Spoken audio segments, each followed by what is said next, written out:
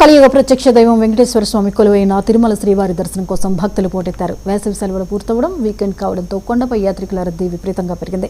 Vaikuntham queue complex లోని అన్ని కంపార్ట్మెంట్లు భక్తులతో పూర్తిగా నిండిపోయాయి. దీంతో క్యూ కాంప్లెక్స్ వెలుపల ఉన్న నారాయణగిరి షెడ్లలోని క్యూ లైన్లో భక్తులు కిలోమీటర్ల మేర దర్శనం కోసం వేచి ఉన్నారు.